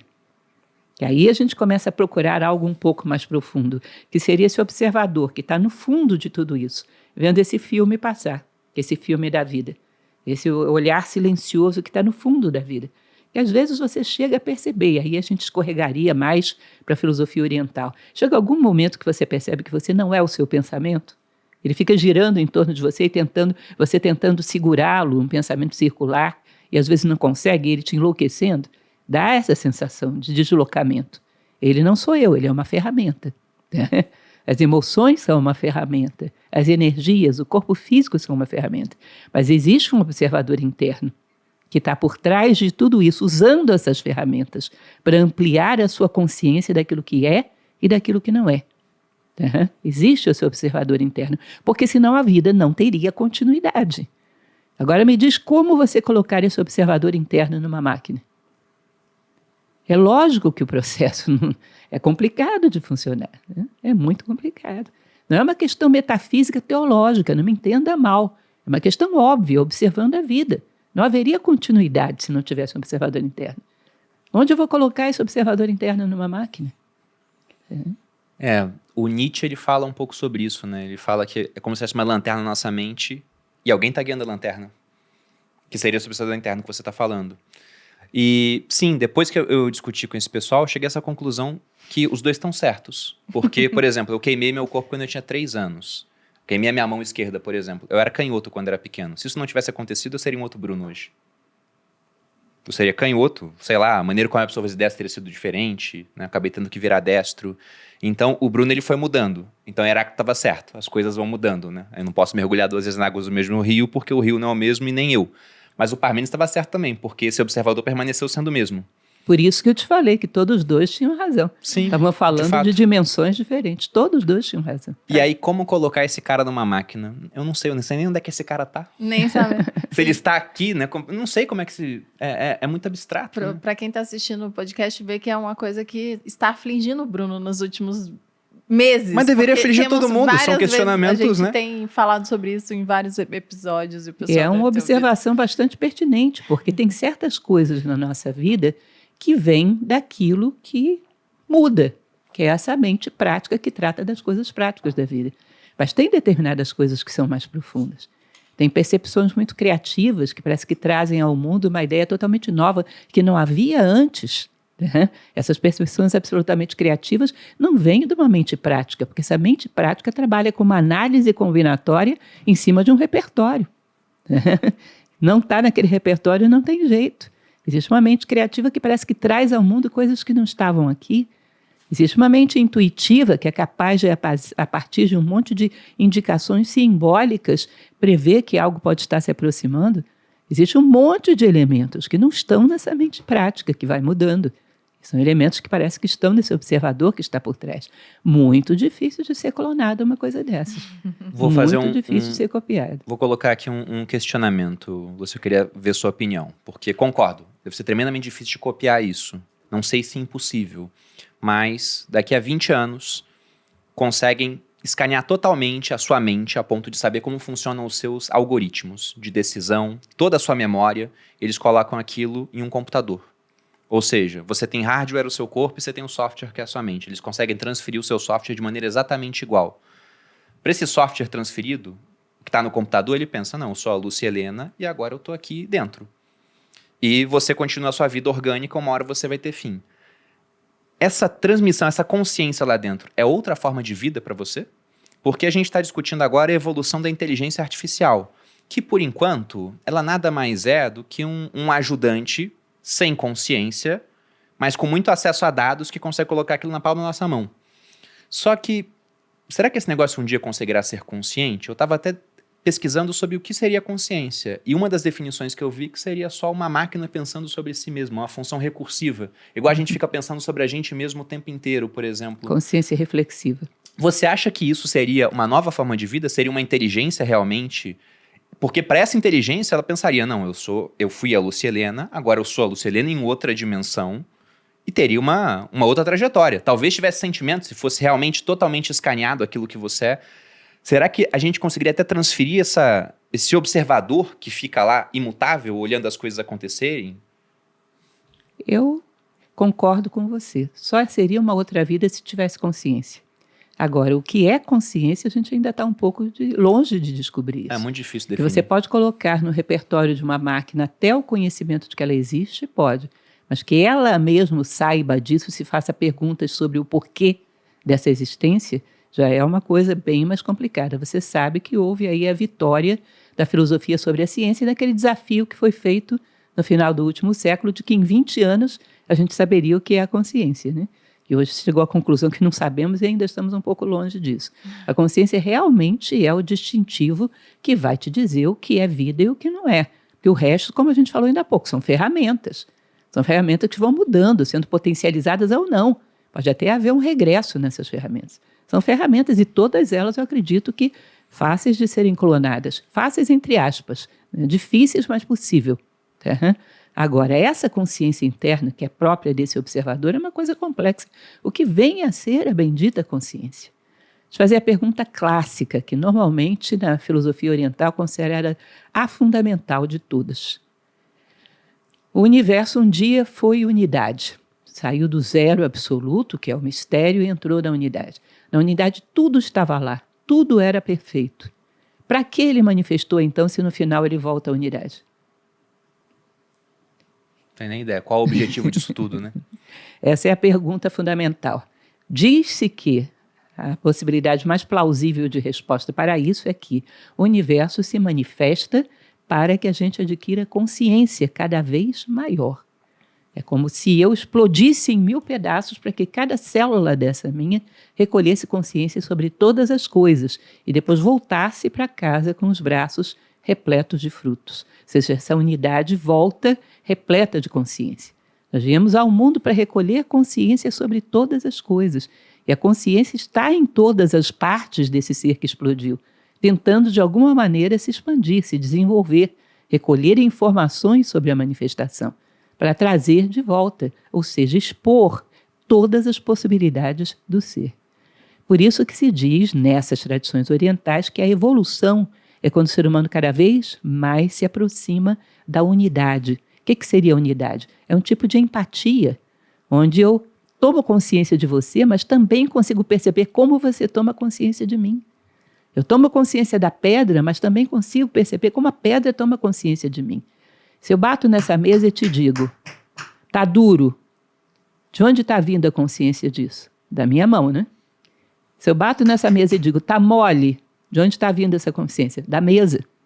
Se eu pudesse tocar em todas as coisas e perceber a consciência de ambos os lados, de todos os lados, de todos os lugares, ou seja, tivesse a perceptividade, que isso é a consciência, de todas as realidades que o cosmos contém dentro de si, quando se manifesta, eu estaria evoluindo. Tá? Nós somos muito superficiais para perceber as coisas. Nós somos muito bons de know-how, nós sabemos como. Não sabemos por quê, para quê, para onde. E isso é uma informação fundamental. Nós podemos saber como as coisas funcionam, mas o porquê e para onde não sabemos. Daí vem aquele segundo exemplo que eu tinha ficado te devendo antes, se você me permite. Eu tinha 11 anos de idade e estava assistindo a sessão da tarde. Minha mãe do meu lado. E aí era um daqueles filmes que o que mais tinha na sessão da tarde era filme de faroeste norte-americano, de indígenas lutando contra cavaleiros, e enfim. E havia uma dança desses indígenas, bem estereotipada, uma dança invocando a chuva em torno de uma fogueira. Eles faziam atos repetitivos. Baixavam, levantavam, batiam tacape no chão, rodavam, e aí faziam um canto, voltavam, faziam a mesma coisa em volta da fogueira, invocando a chuva. Me recordo que, sei lá por que cargas d'água, eu olhei para aquilo, de repente virei para minha mãe e falei, eu sou igualzinho esse índio. Isso me rendeu uma visita ao psicólogo depois. Sou igualzinho esse índio. Tá louca, minha filha? Você é igual índio em quê? Eu acordo de manhã, escovo o dente, vou para o colégio, volto, almoço, Ritual. faço o dever de casa, durmo, acordo, vou para o colégio, volto, almoço. Tem uma diferença, mãe. Eles sabem por que eles estão fazendo isso. Eles estão invocando a chuva. Eu não sei por que eu estou fazendo isso. Você percebe que nem eu, nem ninguém sabe por que está fazendo isso? Isso é uma pergunta fundamental. A gente sabe como. pode descrever molecularmente como se faz cada uma dessas operações. Mas por que estamos fazendo isso? A gente não sabe, não tem essa resposta, nem está procurando. Esse é que é o detalhe. E isso é um elemento que nos diferencia muito de tudo que se produz tecnologicamente. Uma falta de senso de porquê, para onde, fortíssimo. Eu costumo dizer, inclusive, que quando uma máquina clona o que a mente humana cotidiana faz, ela está nos liberando para fazer aquilo que é próprio do ser humano. Então, não é muito que ela esteja ocupando o nosso lugar. Nós é que estávamos ocupando o lugar dela. Sim. Ela está nos liberando para fazer aquilo que é próprio do ser humano. A criatividade, a inventividade, a busca de um porquê, de um para onde, a intuição, a percepção cada vez mais ampla da vida, uma empatia cada vez maior com todas as coisas do universo. Ela está nos liberando para fazer o que nos corresponde. Ela não está competindo conosco. Ela não entrou nisso e talvez nunca entre. Porque isso é exclusivamente humano. Tá? Eu fico me perguntando se é realmente exclusivamente humano, sabia? Pois é, se você me mostrar... Não, hoje é. É, com certeza. Se você me mostrar, eu também não fecho questão. Agora, eu quero saber como e onde surgiria alguma coisa assim, porque é um campo de metafísica tão requintado que a gente mesmo não usa. É que a gente não sabe como surge, e nem por que surgiu, como você disse. Exato. Esse aqui é um ponto interessante. Se você for classificar quem entra aí, a maior parte da humanidade nem entra. Mas é um campo deslumbrante e maravilhoso a ser ocupado e descoberto, e muita gente entrou. Tá? Então, se você me mostrar algum outro ser que também faça, eu sou a primeira a concordar com você, mas nesse momento eu não vejo nem a humanidade fazendo. É verdade. Mas isso que você disse sobre inteligência artificial não estar substituindo a gente, mas sim liberando, é uma ideia que convidados nossos já passaram, Walter Longo, por exemplo, e eu concordo. Inclusive, várias pessoas que estão em casa podem hoje se queixar de que eu não paro de trabalhar nunca. Mas é porque as pessoas geralmente trabalham com pensamento. Porque lá atrás, Revolução Industrial, o ser humano estava apertando parafuso o dia inteiro numa fábrica. Aí acabava, 16 horas de trabalho, ia para casa, parava de apertar parafuso. O trabalho dele era apertar parafuso. Seu trabalho é pensar, você nunca vai parar mesmo. Você vai ter exaustão mental porque você não para de pensar. Pelo menos é o que deveria acontecer com as pessoas, né? Talvez alguns consigam desligar de vez em quando. Mas é o normal. O tempo todo quem trabalha com criação, e o ser humano é naturalmente inventivo, é isso que a gente faz, vai estar pensando sobre maneiras diferentes de fazer aquilo que você faz melhor, querendo evoluir, querendo ter mais ideias criativas, pegar mais referências. E quer falar alguma coisa, Lúcia? Sim, eu gostaria, se você me permite, de discordar de você nesse ponto. Eu acho que, na verdade, você cansa mentalmente, não é porque o seu pensamento se concentra em algo. A gente se cansa mentalmente, pela terrível dispersão de que estamos doentes. Nada é mais cansativo do que isso. Então não é pensar em uma coisa, está pensando em tudo. Isso, muito pelo contrário. Quando você se concentra em algo que te anima, que te entusiasma, às vezes não cansa. Leonardo da Vinci, pintando a Mona Lisa, diz que não tinha fome nem sono. Quando você está concentrado em algo que você ali está colocando o seu melhor, é muito natural que venha um entusiasmo que te dá uma energia brutal. Agora, passe um dia com pensamentos circulares totalmente descontrolados. Você vai cansar mais do que carregar pedra. Isso é extremamente desgastante. Tá? E nós somos prisioneiros da dispersão. Eu ouso acreditar que como nunca antes. Tá? Não, eu concordo. Concordo com essa discordância. Não, eu ia falar, na hora que você estava falando isso, eu falei, pronto, o pessoal do Workaholic que vai bater palma, e o pessoal do, nossa, tá falando que tem que trabalhar o tempo inteiro, não é vai discordar e vai te jogar pedras. Mas eu acho que o nosso principal defeito hoje é justamente essa dispersão e a falta de capacidade de organizar o nosso trabalho, né? Então, como a gente está sempre aqui sendo bombardeado de muitas informações. E aleatórias, porque aparece um vídeo de 1 minuto de receita, daqui a pouco é um vídeo de um cara cantando 1 minuto, a outra dançando, a outra dando dica de finança. A gente e não temos nenhuma orientação para termos nenhum controle sobre a nossa mente. Carl Jung, ele tinha uma expressão que era corpo e mente juntos. Só isso. Já seria tremendamente difícil. Aí voltamos. Desculpem, estou sendo um pouco reiterativa, mas eu tenho que voltar um pouco para o Oriente. Porque você vai fazer uma disciplina qualquer de meditação, a primeira coisa que eles vão te mandar é controle o seu pensamento. Tenha as rédeas do seu pensamento. De tal maneira que você possa... É como se fosse um espectro lumínico disperso para todos os cantos. Você pega ele, concentra num grau só. Isso tem a potência de um laser, né? Penetra profundamente nas coisas. A mente concentrada numa única direção, ela tem uma potência fora do comum e ela vai longe. Os homens mais concentrados fazem coisas incríveis. Portanto, qualquer disciplina oriental, a primeira coisa que ela vai te ensinar é controle a sua bendita mente, para você aprender a usá-la de uma maneira eficaz, para aprender a virá-la para dentro, inclusive, promover um autoconhecimento, que é um processo fundamental na evolução humana. Nossa mente está num espectro de 360 graus, em todas as direções, de todos os jeitos, totalmente descontrolada. Isso nos deixa na superficialidade das coisas e nos deixa na mediocridade quanto à qualidade daquilo que a gente faz, inclusive o autoconhecimento. Se você pega até os raios de sol, a gente adora um programa chamado Largados e Pelados. E uma vez teve uma moça que ela fez fogo com uma lente, lembra, amor? Você tem o sol iluminando tudo, e já é maravilhoso, mas se você pega e concentra os raios de sol através de uma lente, você faz fogo com aquilo. É mais ou menos o pensamento, né? Se está disperso, tem pouco poder. Se está concentrado, passa a ter muito mais poder.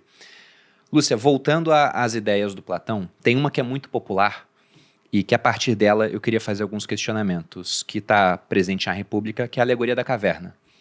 E eu queria que você explicasse para as pessoas que não conhecem a alegoria da caverna, para que depois eu possa fazer uma pergunta. Tá certo. Bem brevemente, né? Sem muitos detalhes, a gente poderia dizer que existe uma caverna onde existem alguns prisioneiros acorrentados diante de uma parede, uma caverna subterrânea profunda, Escura. e no final ela termina com um paredão liso, que funciona como se fosse uma tela. Diante desse paredão, sentados, existe um monte de homens que estão acorrentados de uma maneira tal que até o movimento de virar o pescoço para trás é impedido. Eles olham para frente. Subindo, existe como se fosse uma parede, e que por trás dessa parede existe uma fogueira. E entre esse muro e a fogueira passam algumas pessoas carregando objetos.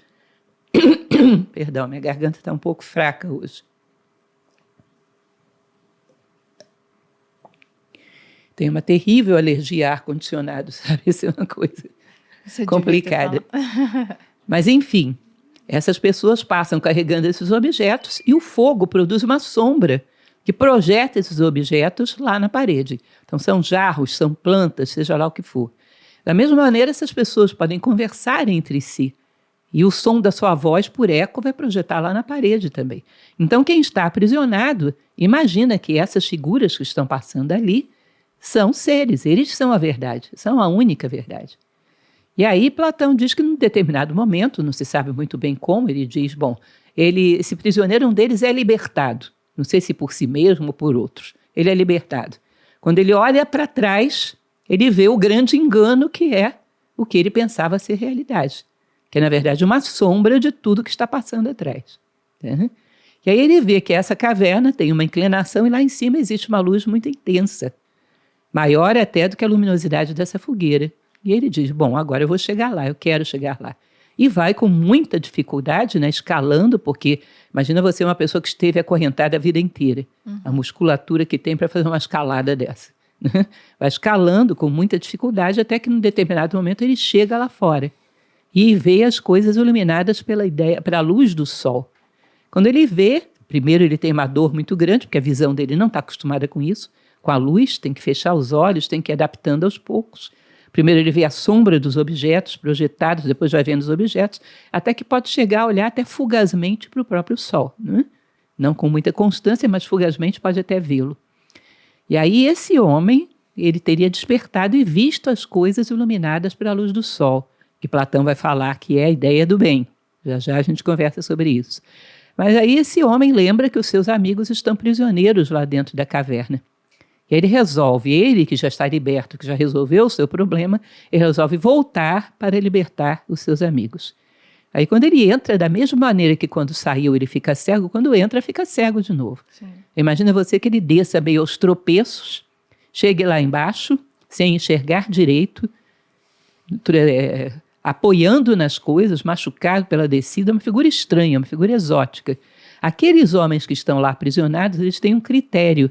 Eles consideram como o mais esperto entre eles, entre o mais inteligente, aqueles que reconhecem melhor as sombras, que sabem a ordem em que elas passam. Esse é considerado o melhor dentre eles, que eles elegem como um líder.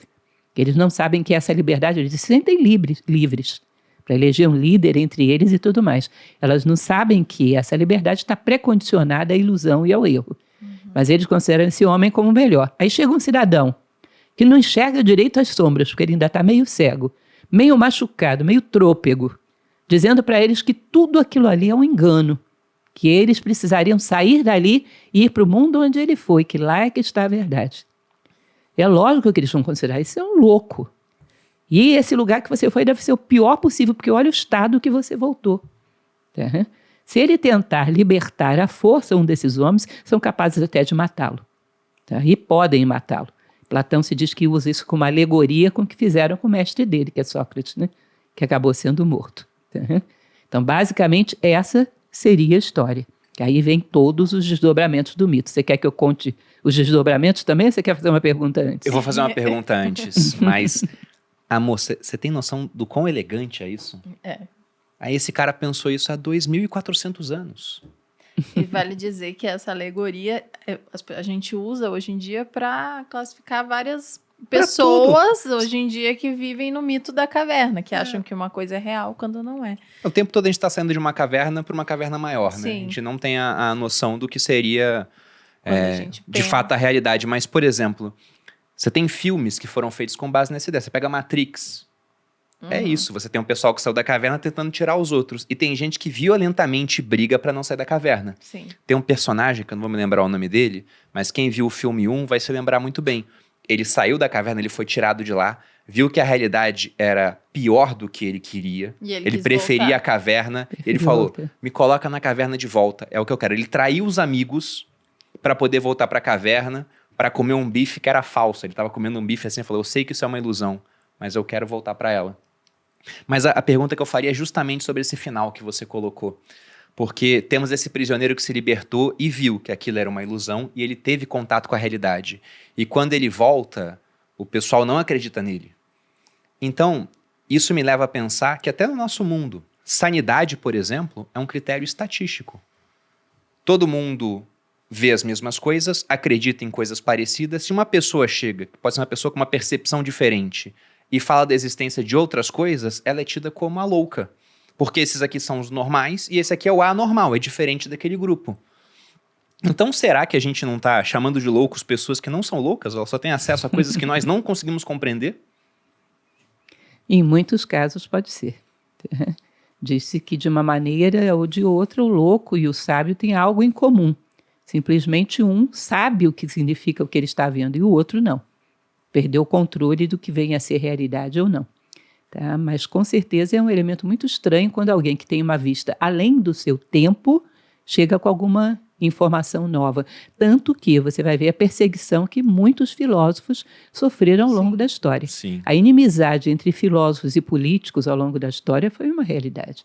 Muitos padeceram de todas as formas, exatamente porque não é conveniente, inclusive, a verdade que eles estão trazendo.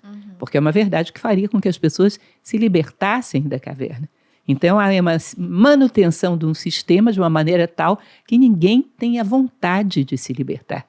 Então, quando uma pessoa está chegando a um extremo, que ela começa a questionar alguma coisa, você lança uma sombra nova, uma novidade que ela ainda não viu. Porque, isso eu não vi ainda, pode ser que seja isso. Então, é como se fosse um círculo de novidades que vão girando, vão sempre aparecendo aparências novas. Eu me lembro que eu tive há muitos anos, uma curiosidade, eu tive um aluno que já era um senhor idoso, e ele chegou um dia na escola, ele falou assim, professora, você não sabe o que eu vi hoje? Eu vi na rua hoje uma menina vestida exatamente como estava a minha primeira namorada no meu primeiro encontro. Uma saia toda pregadinha, plissada, uma meia até o joelho, um casaquinho. Levei um choque. Eu falei, viveu demais, viu a mesma cena 2 vezes.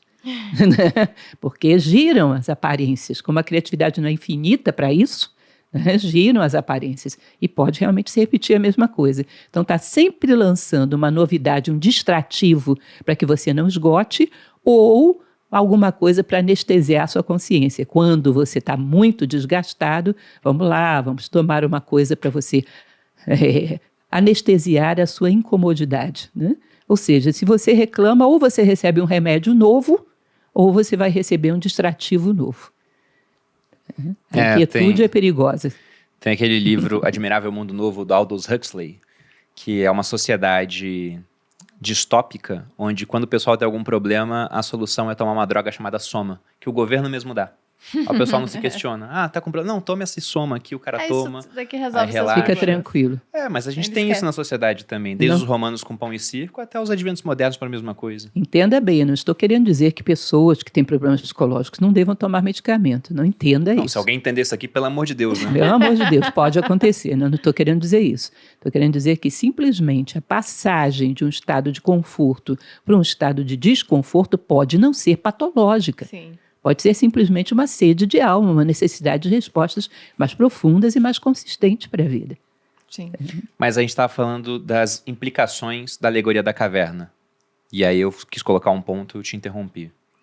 Bom, tem várias implicações, né? Se você for considerar, por exemplo, esse esgotamento, quando esse homem é solto ou se solta, seja lá como for, ele vê a luz no final lá da caverna e sai.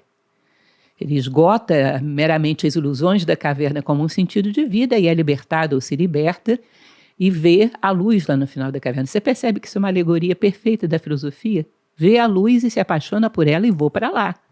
E não desisto no meio do caminho. Vou sofrer vários tombos, vou escorregar, vou levantar de novo, não desisto. Saio lá da caverna, vou até fora. Imagine você que um homem que esteja lá fora da caverna, que já tenha se libertado, te estenda a mão e diga, você não vai ficar cego não, vem cá, que você vai acostumar. Ou seja, aí você tem uma relação que nas escolas tradicionais eles chamavam de mestre a discípulo, né? Que quem está com a consciência um pouco mais desperta, quem se libertou, puxa quem está vindo atrás também desperto, também grávido e querendo seguir adiante. Ou seja, essa transmissão do conhecimento vai se fazendo desde aquele que já está vendo até aquele que está com alguma incomodidade, aquele que está recentemente grávido, que tem alguma necessidade de sair da caverna. Uma das coisas que eu acho mais bonita é lá fora. Você já parou para pensar por que a luz do sol é a ideia do bem? Porque ela descortina aquilo que está obscuro, ela ilumina as coisas, seria isso? Imagine você a seguinte situação. Mais uma vez, eu entro aqui com uma lanterna. E essa lanterna enxerga apenas um pedaço de vocês, que é aquele pedaço que me interessa. Tá? Se você é uma pessoa que tem um cargo importante, pode me dar alguma influência. Se você é uma pessoa que tem dinheiro, pode me ajudar de alguma maneira. Ou é uma pessoa que provoca em mim alguma atração física, tem alguma beleza. Eu só olho para você o que você tem que pode me interessar. Não sei se você conhece aquela frase de Leon Tolstói, que ele diz que há quem passe por uma floresta e só veja lenha para sua fogueira. Ou seja, eu só vejo das coisas aquilo que me interessa. Evidentemente, essa visão utilitária não te mostra a plenitude do que as coisas são. Te mostra um fragmento, que é aquele que te interessa. Se houver uma pessoa que não tenha nada que te interesse, talvez você não a veja. Talvez ela seja invisível para você. Existe, inclusive, um texto que corre na internet que é Invisibilidade Pública, que conta a história, dizem que é real, inclusive, eu não posso afirmar, de um professor que teria tirado uma licença sabática e teria pego um emprego como funcionário de um sistema de limpeza urbana, trabalhando dentro do campus onde ele dava aula, com um bonezinho e toda a roupa de gari. E ele diz que ficou ali algum tempo e não foi reconhecido por um simples fator. Ninguém olha para rosto de gari. Gari não existe, porque ele não tem nada que te interesse, portanto ele se torna invisível. Então, se você não tem nenhum interesse para mim, eu não te vejo, ou vejo uma fração muito pequena tua, que é aquilo que me interessa. Agora, se ao invés de olhar para você iluminado por essa minha lanterninha, eu olhasse iluminado pela luz do sol, que é a ideia do bem, o que é a ideia do bem? É olhar para você pensando o que eu posso fazer que venha te beneficiar.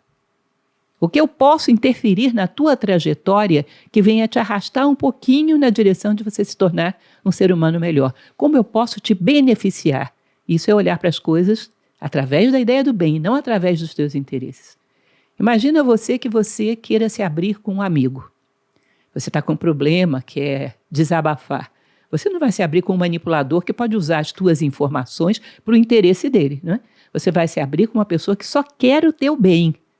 Aí, diante dessa pessoa, você se abre e mostra a sua essência.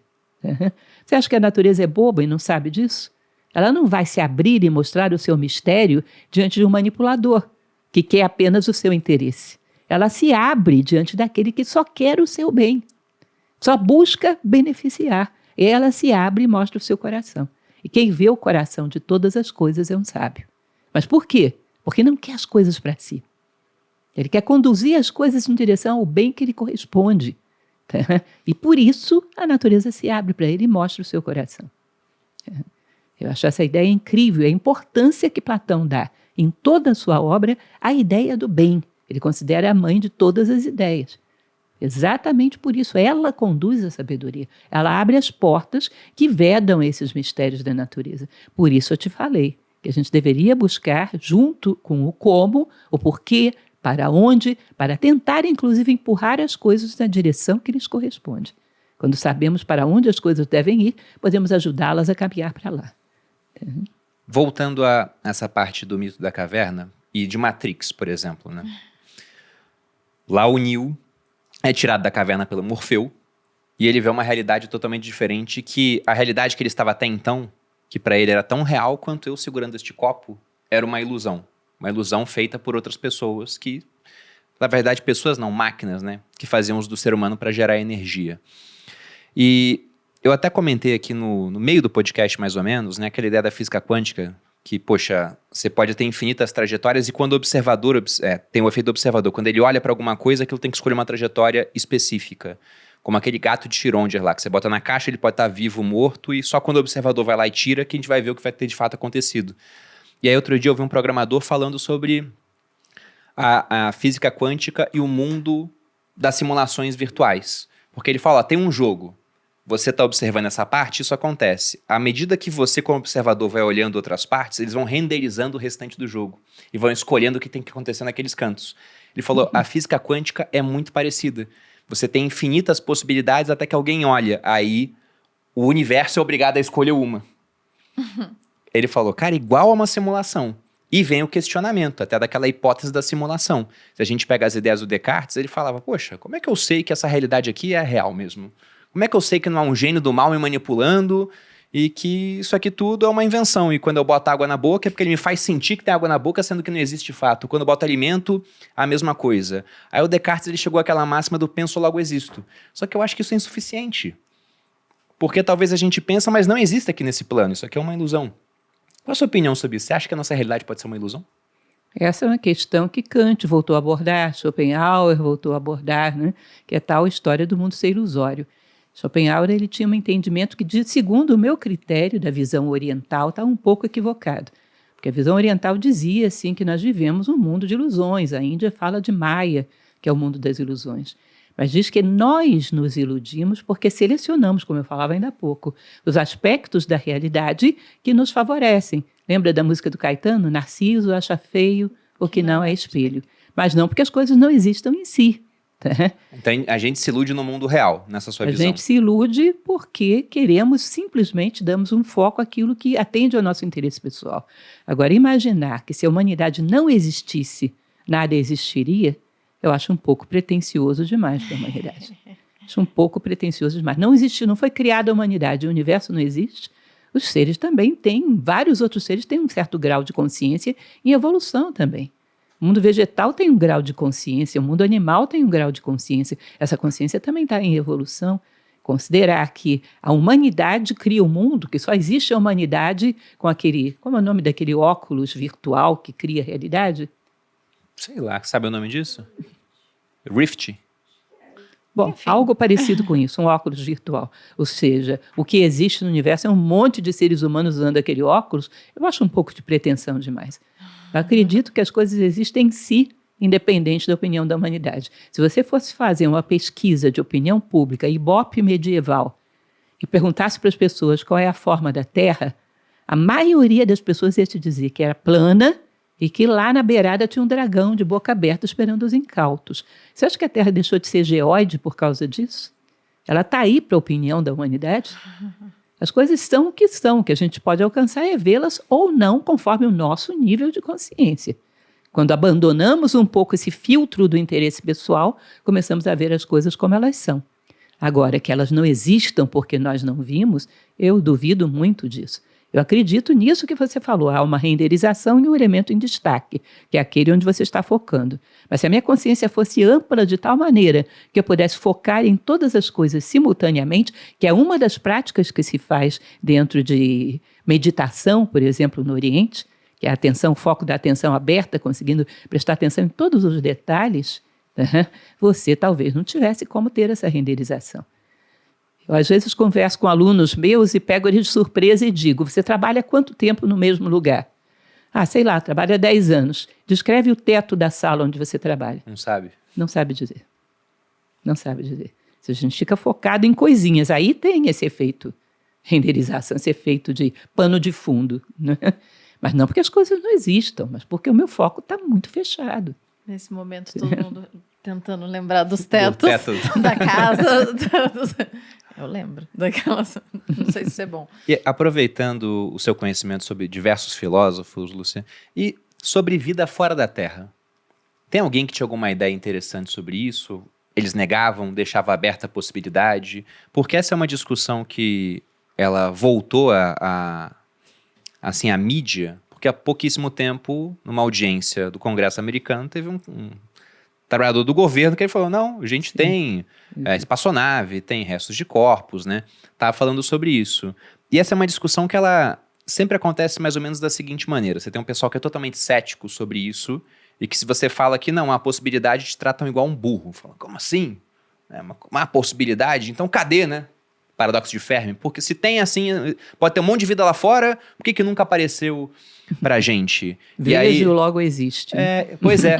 E aí a analogia que eu uso pra isso é de, por exemplo, uma criança pequena perguntar pra um pai na praia, há vida no mar? Aí o pai vai e fala, vamos ali no mar comigo. Pega um baldinho da criança, pega a água assim, na praia e fala, tem vida aqui dentro? Até tem micro-organismo, mas quando a criança olha, fala, não. Daí ele falou, pois é, se não tem vida aqui dentro, não tem toda essa extensão do mar aqui.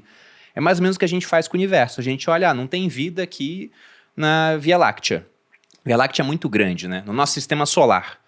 Então, se não tem vida aqui, não deve ter em outros cantos, porque, afinal de contas, é muito difícil da vida surgir, ainda mais uma vida inteligente depois.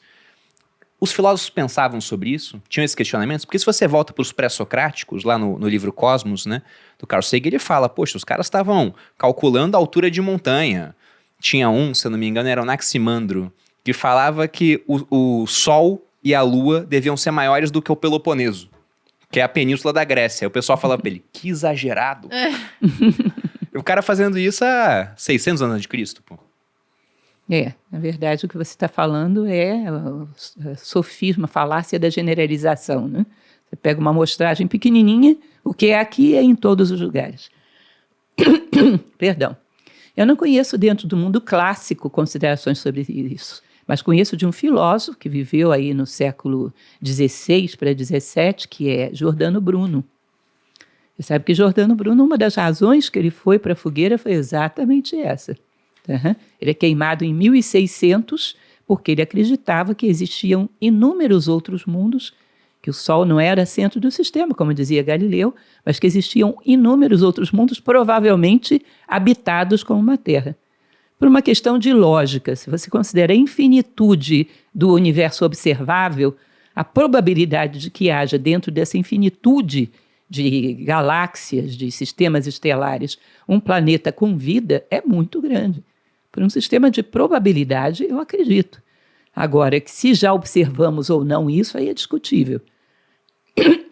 Perdão.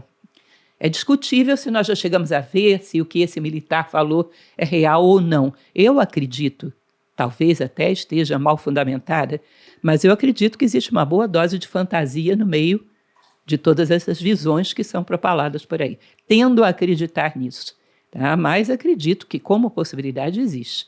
E se nós acreditarmos numa linha crescente de tecnologia infinita, num determinado momento vamos ter alguma forma de vida capaz de rastrear outras formas de vida em outros lugares. Por uma tendência lógica, temos que chegar aí. Não há como escapar. Tá? Mas daí a perceber o quanto nós temos alguma informação concreta disso já é outra coisa. Aí já teria que ter provas concretas, que eu ainda não vi nenhuma. Eu também só deixo a porta aberta, porque eu acho que tem que ter muita fé para acreditar que nós somos os únicos no universo. Sim. Com certeza. Então o universo é simplesmente grande desperdício de espaço, né? Dantesco, assim, porque todo esse espaço para apenas a gente aqui. E há projetos hoje de busca por vida lá fora, até aquele SET, né, que é Search for Extraterrestrial Intelligence, alguma coisa assim, que é muito questionado, inclusive, porque a gente fica mandando sinal aqui da Terra para fora. e aí pensa, bom, quem é muito primitivo não recebe esse sinal. Só quem vai receber esse sinal é quem é muito avançado tecnologicamente.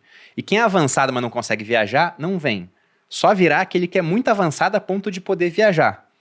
Como é que esse cara vai encarar a gente, assim? Será que vai ser uma coisa Será que tipo é bom espanhóis ficar contra chamando a incas e galera? astecas, Aí né? é que está. Se esse homem, se esse homem evoluiu só tecnologicamente, nós estamos em perigo. Mas se ele evoluiu como ser humano também, como ser, seja lá qual for a espécie dele, se ele evoluiu moralmente, psicologicamente, espiritualmente, não há nenhum perigo. Ele pode ter uma tecnologia de ponta. Se a moral ficou lá para trás, como nós estamos fazendo, ele é perigoso. Eu não confiaria na humanidade indo em outro planeta e achando vida, senão eu iria explorá-la. Agora, se ele evoluiu de uma maneira harmoniosa, nós não temos nenhum perigo. Essa é que é a grande questão. Se a gente não conseguiu evoluir, provavelmente existe chance deles também não terem conseguido. Existe essa probabilidade. Aí vem o risco, que está em todos os filmes aí do Superman e outros filmes de ficção, né? Pois é. Sim. Bom, e Lúcia, você trouxe um livro pra gente? Ah, sim, claro. Aqui é o Instantes de um Tempo Interior. Trouxe de presente para vocês. Obrigada. É um meu último livro. Você tem 8 livros publicados. Tenho 8 livros publicados. Bacana. Instantes de um Tempo Interior é um livro de poesias filosóficas, tá? Que publiquei ao longo da minha vida. Eu sempre, ao longo da vida não, desde que entrei na filosofia, sempre gostei muito de poesia, mas eu achava na minha juventude que eu não tinha assunto para escrever poesia. Eu me recusava a escrever poesia sobre banalidades. Mais uma poesia romântica no mundo. Eu não achava que valia a pena. Aí, quando eu comecei a fazer filosofia, que eu comecei a vislumbrar uma coisinha ou outra, comecei a fazer poesia também. É lógico, é uma poesia amadora, tá? Vocês vão ter que considerar isso. Mas voltada para muitos assuntos interessantes. Talvez possa interessar a vocês. Poxa, a gente fica Obrigada. honrado com o presente É aqui. lindo o livro. E Parece ser. vou olhar também os seus outros livros. Sim, recentemente eu lancei um livro que eu acho muito interessante. Existe um livro que eu acho maravilhoso, que é o Tao Te Ching, que é o livro sagrado da tradição taoísta. Muitas pessoas pegam aquele livro com os seus 81 aforismos e dizem: eu não entendo nada do que está aqui, porque é muito curto. Tem capítulos que são uma frase. E eu fiz uma explicação de cada uma das frases do Tao Te Ching, palavra por palavra. Tá? Então, é um livro comentado, explicativo em relação ao Tao Te Ching, que é uma tradição que eu gosto demais. Admiro muito o taoísmo. Então, vale muito a pena conhecer também. Foi o meu último livro lançado, esse é o penúltimo. Perfeito. Legal. Vou olhar. Boludinha, da minha parte aqui, na verdade eu poderia continuar isso aqui por 8 horas, sempre. mas A gente o sabe. tempo da Lúcia é contado também. Você tem mais alguma pergunta? Não, acho que é isso. Então, Lúcia, só agradecer, foi verdadeiramente um prazer recebê-la aqui, espero que volte mais vezes, as portas do Grupo Primo estarão sempre abertas. E, para quem acompanha o episódio, gostou, quer conhecer mais do seu trabalho, além dos 8 livros, poxa, deixa as redes sociais também para as pessoas poderem te acompanhar, pode falar da Nova Acrópole, então fique à vontade, vendo o seu peixe. Muito obrigada. Bom, eu convido em primeiro lugar para que conheçam o YouTube da Nova Acrópole, porque aí a gente tem cerca de 800 palestras gratuitas sobre todos os temas que você possa imaginar. Lá dentro, certamente você vai encontrar alguma coisa que te interesse. Tá? Então, basta entrar no YouTube, digitar Nova Acrópole, você vai achar lá uma página bastante grande, nós temos mais de 1 milhão de seguidores, Palestras Filosóficas Nova Acrópole, que também temos um podcast com esse nome, Palestras Filosóficas Nova Acrópole. Tá? É o primeiro convite que faço, é a porta de entrada para que conheçam o nosso trabalho. Em segundo lugar, recomendo também a minha página no Instagram, para aqueles que queiram me seguir, Prof. Lúcia Helena Galvão, tudo junto. E em terceiro lugar, mas não menos importante, eu recomendo que conheçam as nossas escolas, porque Nova Acrópole tem mais de 100 escolas no Brasil. Se você entra no nosso site, que é o acropole.org.br, você vai ter o endereço de todas essas escolas. Vá conhecer, vá assistir uma palestra. Nosso próprio curso de filosofia tem apenas uma aula por semana, ou seja, é compatível com a agenda de todo mundo. Sim. E ensina a fazer uma reflexão filosófica aprofundada. Tá? Eu acho bastante interessante e útil para qualquer um que queira aprender a raciocinar em termos filosóficos, ver a vida em termos filosóficos. Tá? É muito importante e é o trabalho principal que fazemos.